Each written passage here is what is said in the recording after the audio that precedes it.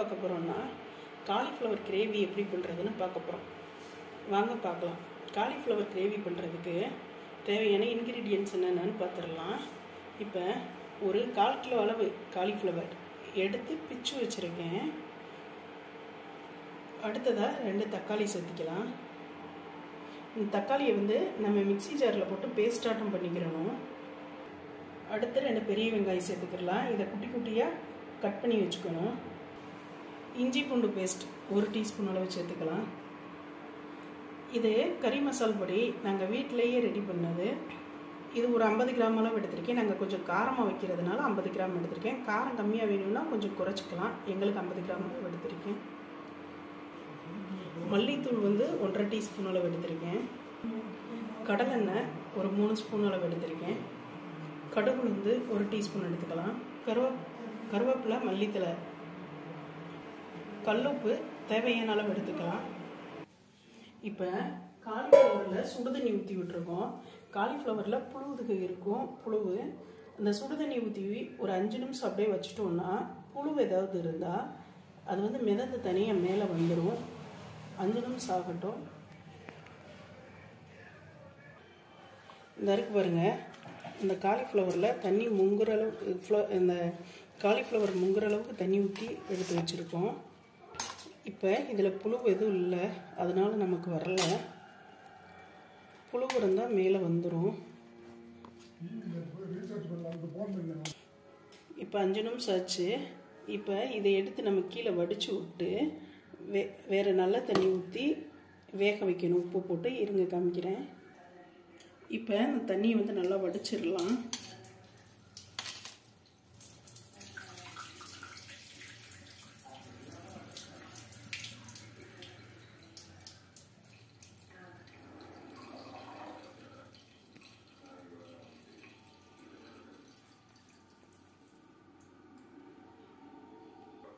தண்ணி நல்லா வடிஞ்சிருச்சு.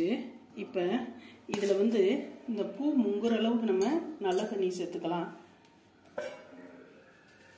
ரொம்ப தண்ணி அதிகமாக ஊற்றக்கூடாது. ஏன்னா நம்ம இந்த தண்ணியோடு தான் எடுத்து கிரேவியில் கலப்போம். இப்போ பாருங்கள், அந்த தண்ணி முங்குற அளவுக்கு நல்ல தண்ணி காலிஃப்ளவர் முங்குற அளவுக்கு தண்ணி சேர்த்துக்கலாம். இன்னும் கொஞ்சம் சேர்த்துக்கிடலாம்.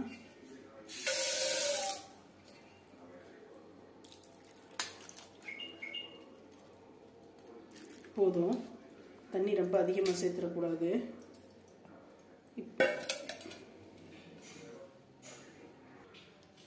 இப்போ இந்த காலிஃப்ளவர் வேக வைக்க போகிறோம்.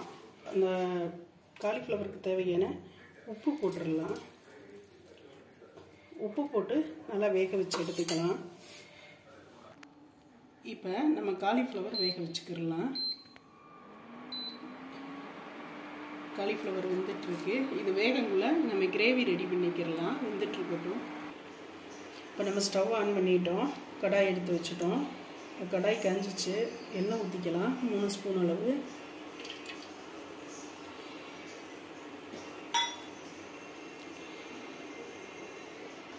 எண்ணெய் காஞ்சிருச்சு.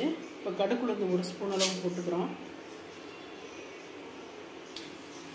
கருவேப்பிலை போட்டுருக்கோம். கொஞ்சம் தள்ளி கடுகு வெடிச்சிருச்சு. இப்போ நம்ம கருவேப்பிலை போட்டுக்கலாம். அடுத்து நம்ம குட்டி குட்டியாக கட் பண்ணி வச்சுருக்கிற பெரிய வெங்காயம் சேர்த்துக்கலாம்.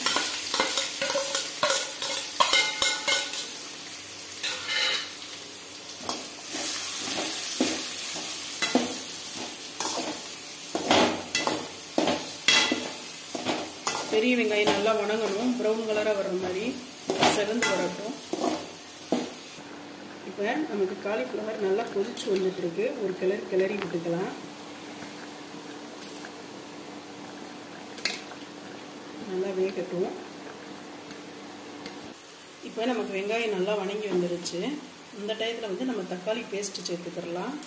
2 தக்காளியோட பேஸ்ட்டு. இது பச்சை வாசம் போகிற வரைக்கும் நல்லா வணக்கிடலாம்.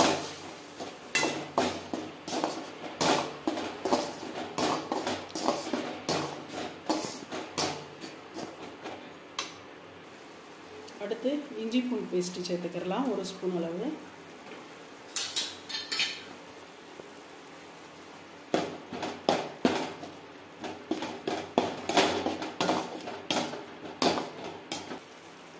அது இஞ்சி பூண்டு பேஸ்ட்டுக்கு அப்புறம் நம்ம கறி மசால் பொடி சேர்த்துக்கலாம்.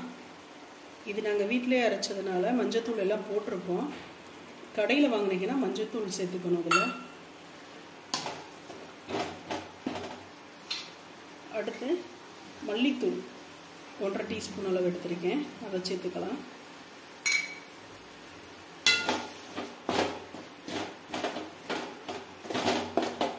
பச்சை வாசனை போகிற வரைக்கும் நல்லா வதக்கிக்கலாம்.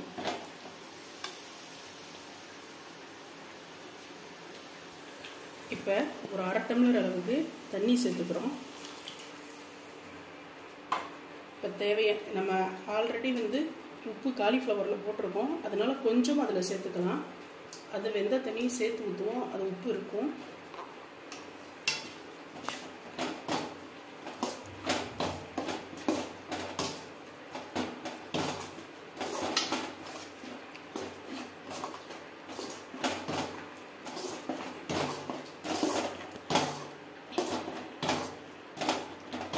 இப்போ நமக்கு காலிஃப்ளவருக்கு தேவையான கிரேவி ரெடி ஆகிட்டுருக்கு.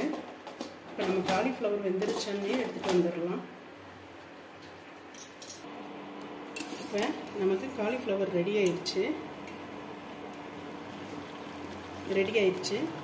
இப்போ இதை எடுத்து நம்ம இந்த கிரேவியில் சேர்த்துக்கலாம்.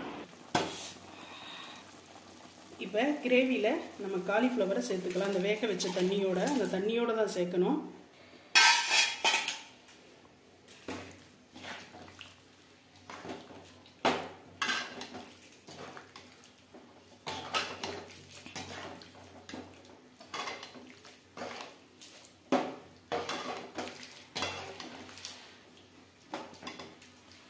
இது இப்படியே ஒரு 10 நிமிஷம் வேகட்டும்.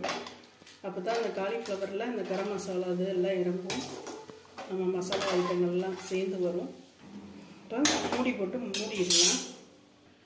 இப்போ மூடி போட்டு மூடிட்டோம். ஒரு 5லேருந்து 10 நிமிஷம் இது கிரேவி ரெடி ஆகட்டும், வேகட்டும்.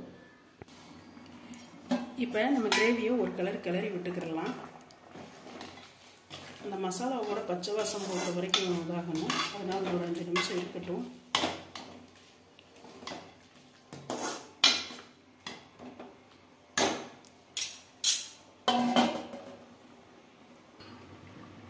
வாங்க இப்போ ரெடி ஆயிடுச்சுன்னு பார்க்கலாம். இப்போ கிரேவி நமக்கு காலிஃப்ளவர் கிரேவி ரெடி ஆயிடுச்சு. இந்த டயத்தில் நம்ம உப்புதுகளை பார்த்துக்கிறலாம். நாங்கள் உப்பெல்லாம் பார்த்துட்டோம், உப்பு எங்களுக்கு கரெக்டாக இருக்குது. காரம் பத்தலாட்டி இந்த டைம் போட்டுக்கலாம். எங்களுக்கு உப்பு காரம் எல்லாம் கரெக்டாக இருக்குது, அதனால் நாங்கள் சேர்த்துக்கிறல. இப்போ மல்லித்தலை போட்டுக்கலாம்.